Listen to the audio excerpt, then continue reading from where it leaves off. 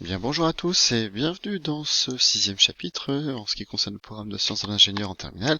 Et donc cette fois-ci, on va s'intéresser donc à la diffraction et aux interférences. Alors le petit logo ici a changé, ce qui veut dire que ici justement, eh bien on est dans la dernière partie, c'est-à-dire la partie qui va traiter les phénomènes ondulatoires. Alors, un phénomène qui est connu, que vous ne connaissez peut-être pas, c'est le premier phénomène qu'on va appeler donc la diffraction. Alors, pour cela, je vous ai invité déjà à regarder une première vidéo faite par un autre professeur de physique qui explique plein de choses, c'est très très bien. Je vais pas refaire la même vidéo parce que c'est déjà fait, j'ai pas envie de faire les mêmes choses, mais en tout cas, en fait, si je résume très simplement, en fait, quand vous avez un phénomène ondulatoire, quand vous avez une onde, et que cette onde bien va traverser un obstacle, alors ici, regardez bien dans la baie ici, eh bien, il y a un obstacle ici, comment dire, une ouverture ici, eh bien, l'onde, au lieu d'être plane ici, eh bien, va devenir ici circulaire. Alors si je fais un petit schéma rapidement, votre onde ici, elle est voilà, comme ceci, alors peut-être d'une autre couleur, on va mieux voir en noir peut-être. Donc vous voyez ici, voilà. Donc j'ai ici ce genre de choses, et puis à l'ouverture, eh bien, l'onde va devenir comme ceci, voilà, plutôt circulaire. Alors, il y a un moment donné où là, il va y rien avoir à peu près ici, et puis là, vous allez encore avoir une petite onde aussi à cet endroit-là. Là, il n'y a rien, et puis ici, une petite onde qui va apparaître. Ici, une ondulation plutôt qu'une onde qui va apparaître à cet endroit-là.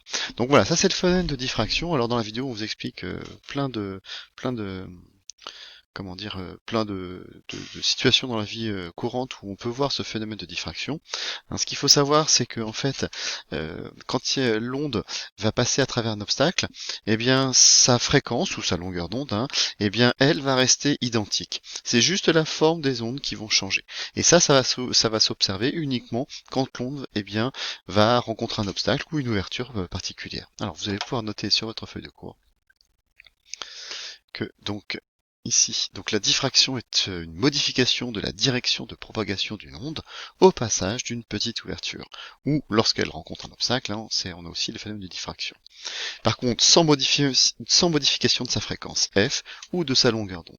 Alors pendant qu'on y est, je vais vous faire un petit rappel de la relation entre c, f et lambda. Alors c, qu'est-ce que c'est? Eh bien c'est la célérité, c'est la célérité, je marque en bleu. Donc c'est la célérité. Ça veut dire quoi? C'est-à-dire la vitesse de votre onde. Pour la vitesse, pour les ondes, souvent on utilise le mot célérité, on peut juste utiliser la vitesse, ça dépend. Voilà. Voilà. Donc c'est la célérité de l'onde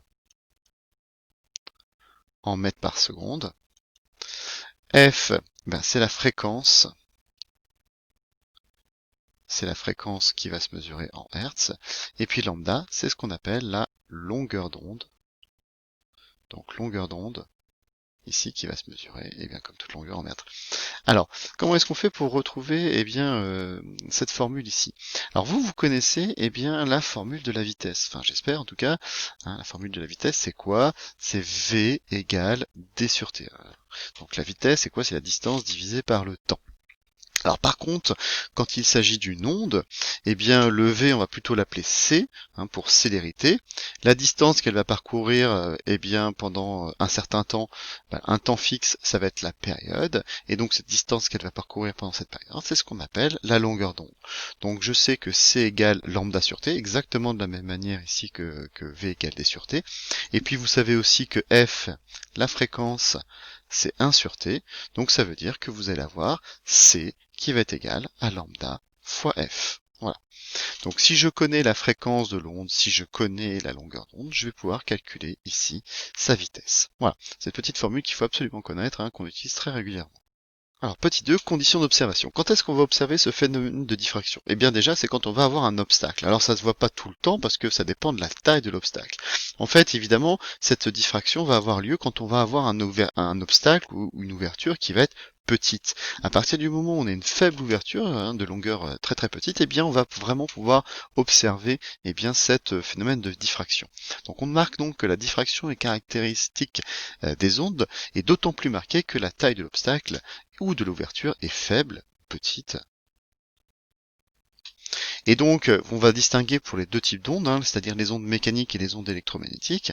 Alors, en fait, ce qui se passe, c'est que pour les ondes mécaniques, on va dire qu'il va falloir avoir une ouverture à peu près de la taille de la longueur d'onde.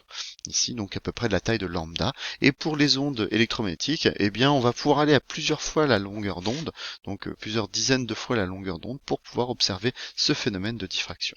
Donc, ce phénomène s'observe lorsque les dimensions d'ouverture sont de l'ordre de la longueur d'onde. Donc la longueur d'onde. Pour une onde mécanique, comme typiquement le son, les ultrasons, les vagues, etc., sont des ondes mécaniques. Je vous rappelle que les ondes mécaniques sont des ondes qui ont besoin d'un milieu matériel pour se propager, contrairement justement aux ondes pour une onde électromagnétique, donc pour une OEM, onde électromagnétique, je mets ça parce que sinon c'est trop long à écrire, c'est pénible. Voilà. Alors, on va faire un exemple ici, justement. On va prendre ici des ondes sonores. Donc, on va prendre des ondes sonores progressives sinusoïdales, audibles, dont les fréquences sont comprises entre 20 Hz et 20 kHz. Ça vous rappelle des souvenirs de secondes. Le son, en fait, votre oreille est capable de capter les fréquences qui sont comprises approximativement entre 20 Hz et 20 kHz. Leur célérité dans l'air est voisine de 340 mètres par seconde. C'est la vitesse du son dans l'air. C'est quelque chose aussi qu'il faut mieux connaître. C'est pas mal de reconnaître cette valeur-là. Quels sont les ordres de grandeur des dimensions des ouvertures qui diffractent les ondes sonores? Alors, les ondes sonores sont des ondes mécaniques, ça veut dire que l'observation du phénomène va se faire à peu près quand je vais avoir une ouverture de la taille de la longueur d'onde. Alors, quelle est la longueur d'onde ici? Eh bien, on va distinguer deux cas. On va distinguer donc premièrement pour f égale 20 Hz. Alors si je connais la fréquence, je vais pouvoir calculer la longueur d'onde puisque vous allez donc trouver que lambda va être égal à v sur f. Alors v, oui, on va mettre v ou c sur f, peu importe. Et donc cette célérité, c'est 340 mètres par seconde que je divise par la fréquence qui est de 20. Et si on fait ce calcul, eh bien vous allez trouver 17 mètres. Voilà. Maintenant je vais faire un deuxième point. Donc ce deuxième point, ça va être pour l'autre extrémité, c'est-à-dire pour f égale 20 kHz. Donc pour 20 kHz, je vais refaire le même calcul. Alors je vais peut-être marquer ici lambda 1 par exemple, avec f1 ici, comme ça on va pouvoir la distinguer. On va marquer un 2 ici, et un 1 là pour la distinguer. Donc je vais dire lambda 2 égale c, ça ne change pas, sur f2. Donc si je fais ce même calcul là, donc ça vous donne 340 sur 20, cette fois-ci, fois 10 puissance 3. Et donc si on fait ce calcul-là, on trouve 0,017 mètres. Voilà. Alors, quelle conclusion on va pouvoir en tirer?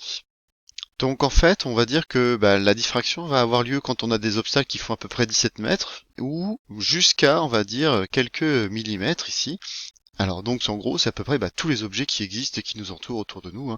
La plupart des objets que l'on a autour de nous sont soit petits de l'ordre du millimètre, soit un peu plus grands de l'ordre d'une dizaine de mètres. Donc globalement, on va pouvoir conclure que la diffraction des ondes sonores va être omniprésente dans notre vie quotidienne. Alors, je vous note donc, les dimensions des ouvertures qui diffractent les ondes sonores sont comprises entre quelques millimètres et quelques mètres. Ces dimensions sont celles des objets qui nous entourent, donc la diffraction des ondes sonores est donc un phénomène omniprésent dans la vie quotidienne. Voilà. Donc on va l'observer quasiment tout le temps. C'est-à-dire que par exemple, si quelqu'un est derrière un mur et qu'il parle, vous allez quand même l'entendre, et pourtant le mur va bloquer le son. Et bien grâce à la diffraction, vous allez pouvoir l'entendre. Donc par exemple, ici, si je ne vous faites pas évidemment, mais si je prends ici un mur vu de haut, et puis qu'une personne se trouve ici, donc elle va pouvoir parler, par contre elle va émettre du son dans toutes les directions, donc ça ne va pas juste s'arrêter là. Si j'ai une personne qui se trouve de l'autre endroit, elle va pouvoir entendre, puisque justement à partir de là, je vais avoir diffraction, donc on va pouvoir avoir ici l'onde sonore qui va arriver à cet endroit-là, et donc on va pouvoir l'entendre même si le mur va être entre les deux. Alors comment va-t-on faire pour caractériser ce phénomène de diffraction? On va déjà faire une petite observation. Alors pareil dans la vidéo, c'est très bien expliqué ici comment ça fonctionne. Donc ici, en fait, on imagine que ici ce sont des vagues que l'on peut représenter on peut avoir sur une cuve à ondes. En fait, ici, ça c'est votre ouverture que vous avez là. Allez, elle est plutôt ici. Et donc, ce qui va se passer, c'est qu'on va avoir des ondulations qui vont apparaître à cet endroit-là. Et donc, alors, vous allez avoir des ondulations ici, tac, tac, tac, tac, tac, tac, tac. Hein, je vais pas tout faire.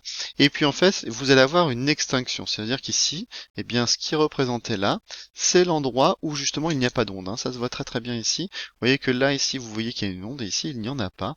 Et donc, on va essayer de définir ici, eh bien, un angle qu'on va appeler un angle caractéristique, qui va nous permettre donc, eh bien, de caractériser justement ce phénomène de diffraction.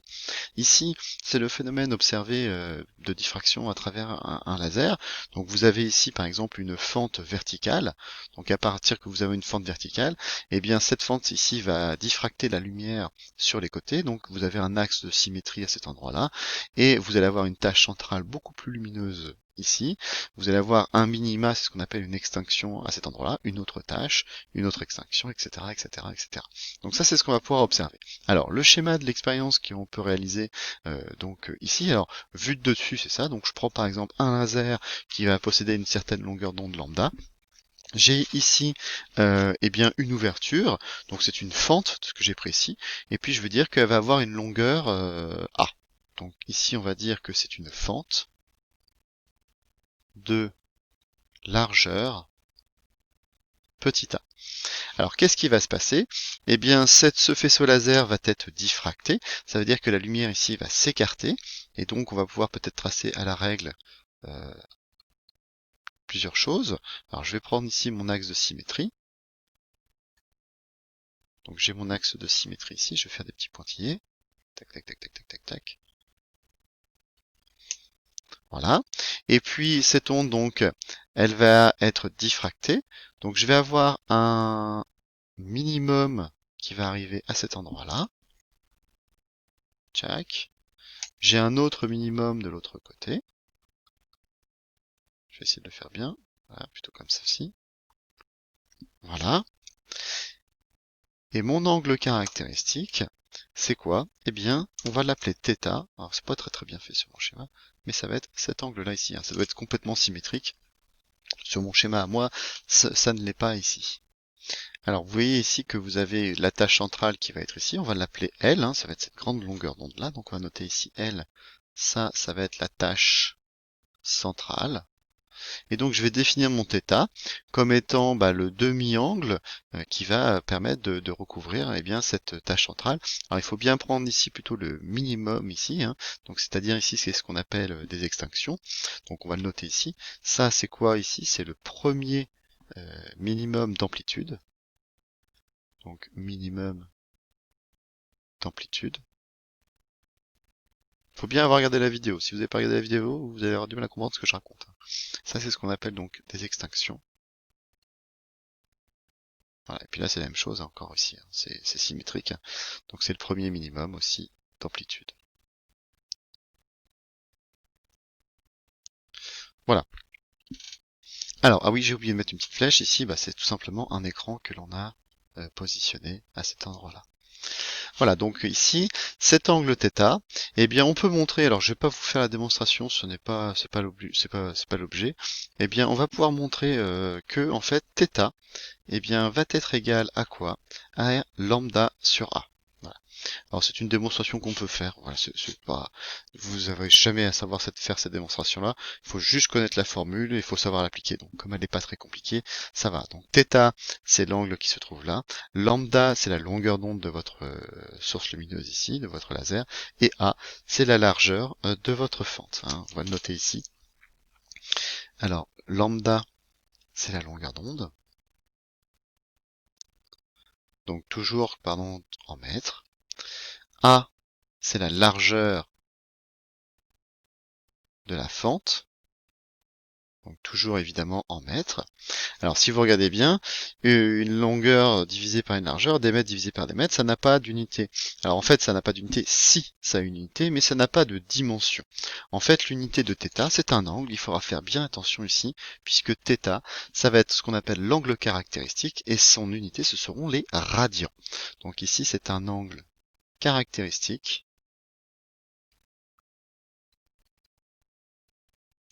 Donc qui va se mesurer en radians. Donc le radian, hein, c'est une unité, par contre c'est une unité qui n'a pas de dimension, puisque je divise des mètres par des mètres. Alors, qu'est-ce qu'on va s'apercevoir ici? Eh bien, forcément, cet angle ici va être d'autant plus grand que votre longueur d'onde est grande. Hein. Plus vous allez avoir des longueurs d'onde grandes, ça veut dire que, par exemple, eh bien, les longueurs d'onde du rouge qui sont égales à 800 nanomètres, eh bien, vous allez avoir une plus grosse diffraction que pour les longueurs d'onde, par exemple, du bleu ou du violet, qui ont des longueurs d'onde plutôt comprises à peu près vers les 400 nanomètres. Donc ici, ce phénomène de diffraction sera d'autant plus visible si on a de la lumière rouge que si on a de la lumière bleue, par exemple. Et ça va être inversement proportionnel à la largeur de la fente. C'est-à-dire que plus vous allez avoir une fente petite ici, et plus le phénomène de diffraction évidemment va avoir lieu, plus l'angle ici va être important à cet endroit-là. Alors, ce qu'on peut vous demander des fois, c'est par exemple, eh bien, quand on fait des mesures, en mesurant la largeur de la tâche centrale, en connaissant la longueur D ici, et puis aussi en connaissant la longueur d'onde du laser, on peut essayer de déterminer quelle est la taille de votre fente. Alors, ça peut être une fente, ça peut être aussi par exemple un obstacle comme un cheveu, et on va pouvoir vous demander de savoir justement de déterminer la taille d'un cheveu ici, connaissant bien les autres grandeurs. Alors, comment est-ce qu'on va faire ce genre de choses? Alors, je mets l'exemple.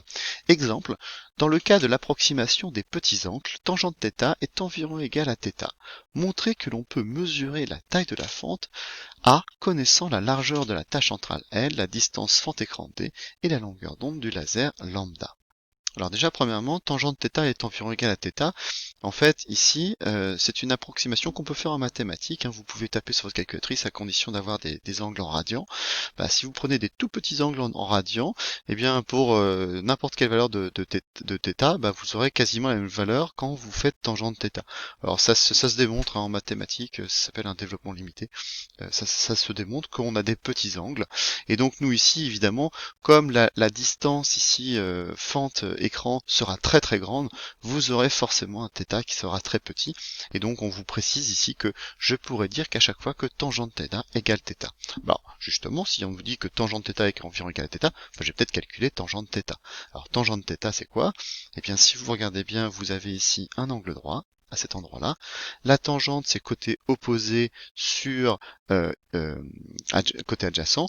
Donc le côté opposé, c'est ça. Hein. Alors si vous regardez bien, ça c'est L divisé par 2. Donc le côté opposé, c'est donc L sur 2. Et le côté adjacent, c'est quoi? C'est cette longueur-là, c'est-à-dire c'est la distance D.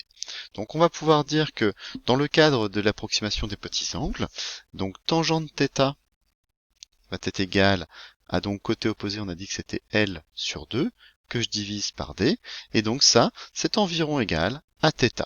Voilà, donc j'ai une première formule, mais je sais aussi que moi, θ égale lambda sur A. Or, θ est aussi égal à lambda sur A, ce qui veut dire que maintenant, je peux faire l'égalité de mes deux. Je peux dire que lambda sur A va être égal à L sur 2D. Et donc, moi, ce que l'on veut, c'est l'ouverture de la fente, hein, c'est ça, c'est cet obstacle ici. Donc, on va pouvoir dire que, A est égal, donc on va inverser les deux, on va faire ça fois ça égale ça fois ça, donc A fois L est égal à lambda fois 2D, et donc si je veux A, A c'est égal à 2 lambda D sur L. Voilà. Donc si je connais la longueur d'onde du laser, la distance et le L, je peux remonter à la taille de la fente. Hein. Ça c'est quelque chose qu'on peut faire. Par exemple, si on a un cheveu ici, on pourra mesurer à peu près la taille de votre cheveu que l'on a ici. Hein, c'est tout à fait possible. Voilà. Alors, on va voir quelques dernières parties, ça va être les conséquences du phénomène de diffraction. Alors c'est pareil, il faut bien regarder la vidéo, sinon vous allez avoir un peu de mal à comprendre ce que je vais dire. Alors la première c'est quoi? Par exemple quand on regarde des étoiles, vous allez être limité par la diffraction puisque vous allez avoir une ouverture. Alors si cette ouverture est de la taille des longueurs d'onde que vous allez observer, forcément vous allez avoir un phénomène de diffraction qui va déformer les images que vous allez avoir. Hein, si je prends aussi deux objets très très proches les uns des autres, si ces deux objets vont diffracter la lumière, je pourrais pas les distinguer. C'est ce que ça va permettre ça va limiter ce qu'on appelle le pouvoir de résolution, c'est-à-dire la pouvoir de certains télescopes à distinguer deux objets qui sont proches les uns des autres. Donc typiquement dans un télescope ou dans un microscope, hein, la diffraction étant présente, on ne pourra jamais distinguer les choses. Donc, alors il faut un plus gros télescope pour limiter cette diffraction. Voilà, et dans ce cas-là, c'est ce qui se passe dans l'espace avec Hubble, c'est un très gros télescope, où les autres télescopes qui sont sur Terre, ils sont très gros, comme ça on a beaucoup plus de lumière qui arrive, et en même temps, eh bien, on limite la diffraction. Donc premièrement, donc ça limite le pouvoir de résolution, c'est-à-dire le pouvoir de distinguer deux objets proches des appareils optiques comme les télescopes. Le deuxième point, c'est que, eh bien, on a vu tout à l'heure que par exemple, il y avait plus de diffraction avec de la lumière rouge qu'avec de la lumière bleue. Eh bien, c'est pour cette raison-là que sur un DVD classique, eh bien, le laser, hein, sur un DVD où c'est un lecteur laser, eh bien, ça envoie un laser qui est rouge, eh bien, le laser rouge va diffracter plus la lumière, ça veut dire que pour lire les choses petites, on va être limité. Et donc, c'est pour ça qu'on est passé de la lumière bleue, ce qu'on appelle un Blu-ray, hein, puisque la longueur d'onde étant plus petite, vous allez donc avoir plus des phénomènes de diffraction qui vont être moins importants, et donc on va pouvoir lire des choses plus petites, et donc stocker plus d'informations sur le même espace, hein. C'est le principe du Blu-ray. Le Blu-ray nous permet donc eh bien de stocker plus d'informations et donc évidemment d'avoir sur une même surface plus d'informations, donc une meilleure qualité d'image ou de son, des choses comme ça. Le suivant c'est quoi? Eh bien c'est ce que j'avais expliqué tout à l'heure avec les ondes. Eh bien ça permet par exemple les ondes radio eh bien de franchir des obstacles comme des montagnes, puisqu'en haut de la montagne vous allez avoir un phénomène de diffraction et vous allez donc pouvoir comment dire recevoir des ondes radio même si vous êtes derrière une montagne. Voilà. Alors il existe d'autres vidéos sur internet qui expliquent un peu ça. Si vous voulez, je peux vous mettre des liens en cours, il n'y a pas de souci. Et puis le dernier, hein, ça vous avez déjà vu ça en première, c'est connaître la structure des cristaux. Donc pour cela, eh bien on envoie de la lumière, par contre il faut de la lumière avec de la longueur d'onde très très petite, donc typiquement des rayons X. Et si j'envoie des rayons X sur des cristaux, ils vont diffracter la lumière, et donc cette figure de diffraction qu'on obtient nous permettra de remontrer donc à la structure eh bien, des rayons X. Voilà, donc ça c'est des choses qu'il faut connaître ici. Voilà, j'ai terminé pour cette vidéo, je vous dis à bientôt et au revoir.